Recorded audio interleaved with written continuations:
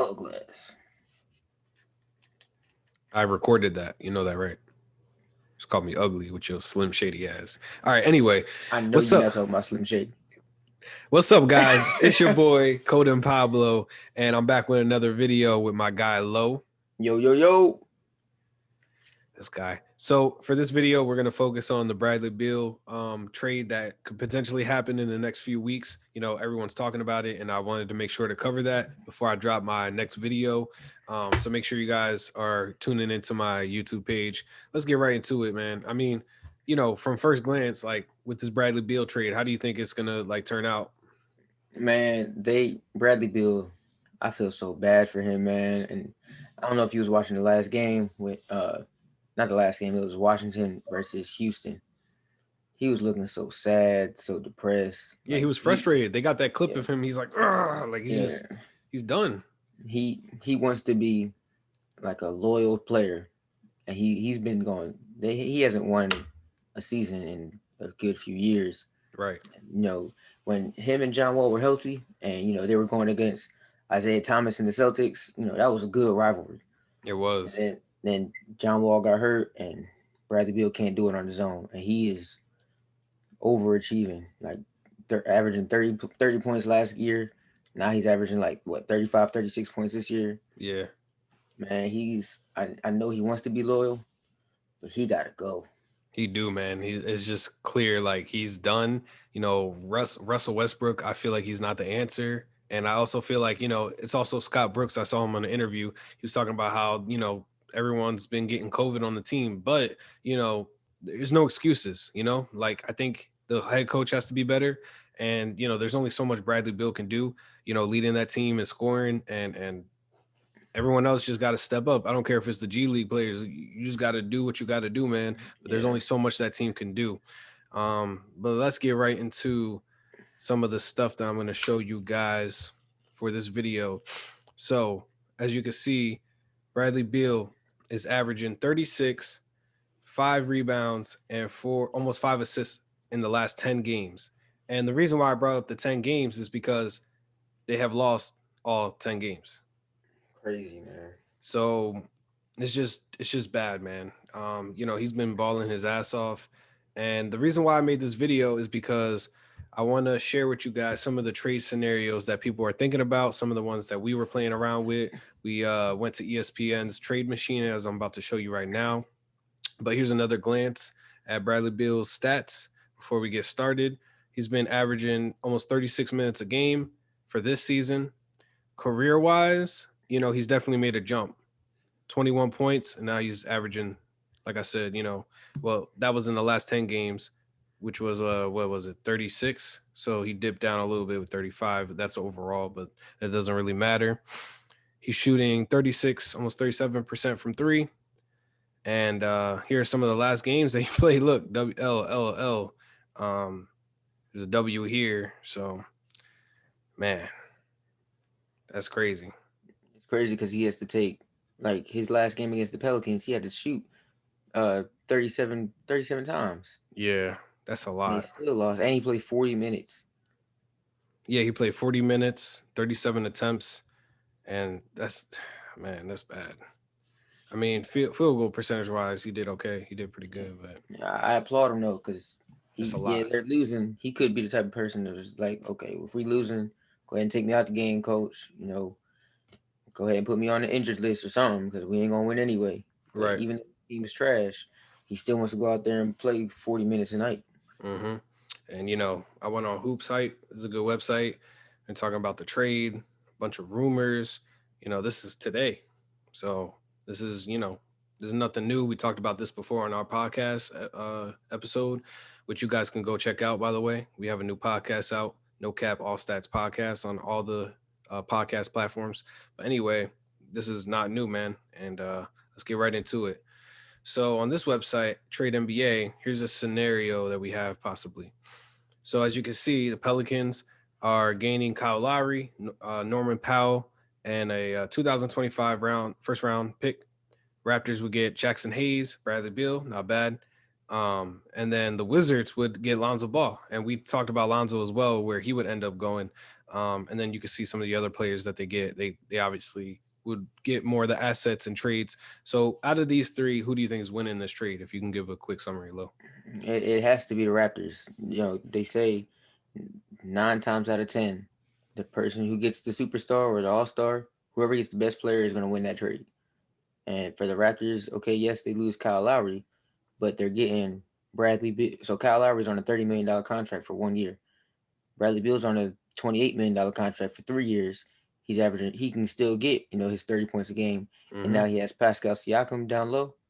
I think I think that works for them. It can work. The Raptors are they're not doing as good as we all expected them to, so they got to make a switch up. And Bradley Beal is definitely a game changer. And I like that the Raptors are getting Jackson Hayes. He's a young center, and he could definitely do his thing, thrive there. I like Lonzo going to the Wizards as well. That's a place where he can really shine as a starting point guard, and we don't have to worry about his role on the team. Actually, you can kind of build around him, a little bit, and maybe get rid of Eric Bledsoe down the line, and try to build around him and get some better players. I think the Pelicans will win in a way. Obviously, the Raptors will win in the now with Bradley Beal, right? But in the long run, I like Kyle Lowry and Norman Powell. Those are two really good, notable players on the Raptors that I think they would really be missing. I mean, Kyle Lowry's older, but he has great experience, and he just brings a leadership thing to the table. Like he's such a leader that you don't want to lose. They say for the finals that he was in with the Raptors, he was the leader, not Kawhi, and Yeah, it we was kind of see that now. So the way Kawhi plays and how his chemistry is with the team, with the Clippers. So I think that would be great for the Pelicans to have. And then Norman Powell is just a great bench player, and he could be a starting guard on the team as well. So definitely. this is Real quick before you move on, yeah. if you can go back, the Washington trade. The only reason why I think this is bad for them, let's just say if this is the only trade that happens, Mm-hmm. Eric Bledsoe is not a great 3 point shooter. Lonzo Ball is not a good 3 point shooter. You still got Russell Westbrook. That's three I didn't starting even point think guard about caliber that. players. Damn, yeah, they're gonna So be screwed so this the year. Wiz, yeah, Lonzo Ball only has a 1 year on his contract, but out of Lonzo, Eric Bledsoe, and Russell Westbrook, I'm choosing Lonzo Ball to be my starting point guard for the Well, future. that's my point. You get rid of some of those players. Get rid of Russell Westbrook. But who wants Russell Westbrook right now? It's another day Everybody, for another video. I mean, for me, I take it's either going to be another team like the Wizards or it's going to be a championship team, team looking to make a run to the playoffs, and they're going to have to deal with that personality. definitely. I mean, the Heat, I think they could put him in check. Yeah, or the Spurs or something. Maybe he wouldn't fit there, but I just feel like you need a head coach or a system that's going to put him in check because he just keeps playing like himself and it's just not working. Yeah, definitely. So I don't know. I don't think those are two realistic ones. So I'm just saying, like, I just don't know who's going to take them. So here's a scenario that I made. I mean, it's not that realistic, guys. Obviously, the ESPN trade machine, it doesn't really account for draft picks or anything. We were just kind of having fun with it. But yeah, obviously, you're giving up a lot for Bradley Beal, and the reason why I threw in these two guys is just because, for the calorie, the cap space to equal out or the money to equal out.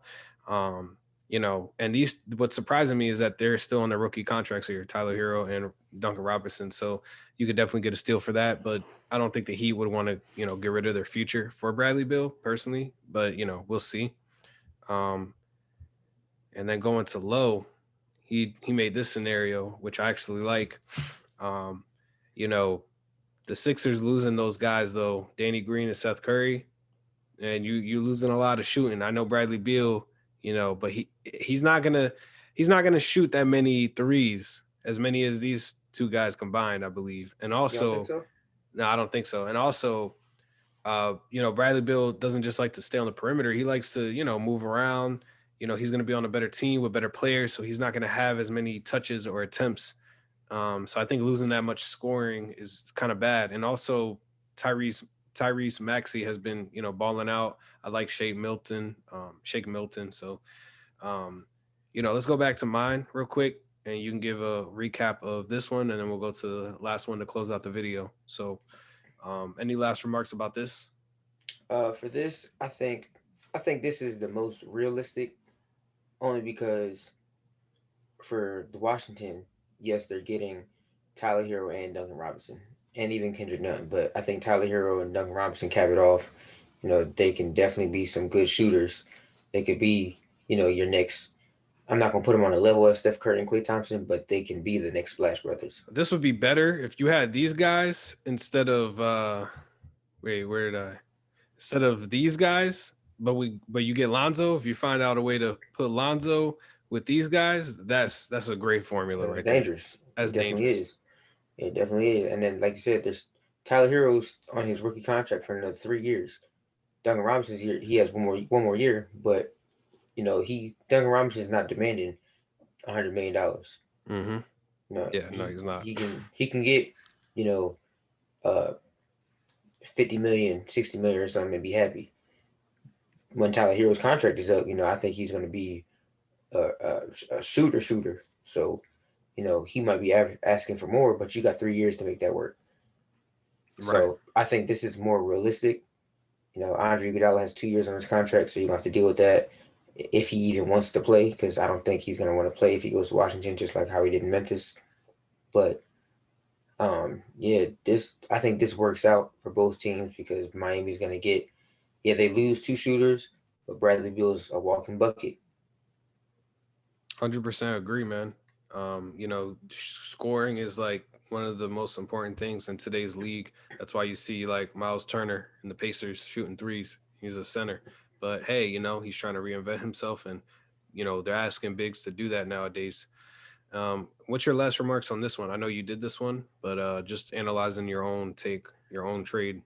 So I think with this, the only way that Washington can come on top, or not even on top, but even out with this trade, is the Phillies are gonna have to throw in at least three first round draft picks.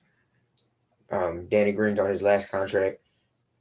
Seth Curry, that'll be good for him because hopefully, I think Seth Curry getting the starting role, might open up some more potential for him. And then Tyrese Maxey and Shake Milton, same thing. They just need the opportunity to play. But at the end of the day, they're still going to need at least two or three unprotected first round picks because Philly's going to be to have Ben Simmons being your point guard, and you already know he can't shoot, so he could pass it to Bradley Beal, and Bradley Beal can shoot from the three as many times as he want, or he Hmm. can still drive in the paint and do whatever he needs to do. But I think scoring wise, Bradley Beal can be your number one option. Bradley Beal or Joel Embiid can be your number one option, number one, number two, however it works. Uh, when I was making the trade, I was thinking maybe they might have to throw in Tobias Harris, but if they can throw in the draft picks, then they might not have to.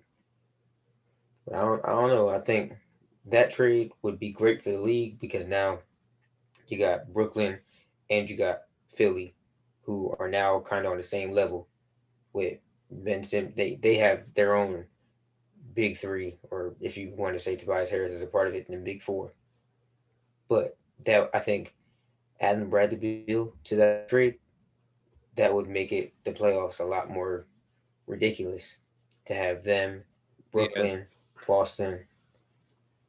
So to That'd be end this crazy. off, I'm gonna say like if they had Bradley Beal, I would maybe choose the Sixers over the Nets possibly Oh, yeah, I think I would because they too. got a deeper team and they got Embiid's just playing crazy. That game with him against the Lakers was pretty impressive. A lot of people thought they were gonna lose that game. I thought he was gonna lose that game, and he showed a lot of perseverance. And Tobias Harris is being a player that we always wanted him to be. I think so. That's great. Um, I want to close off this video though. I want to make it short for YouTube.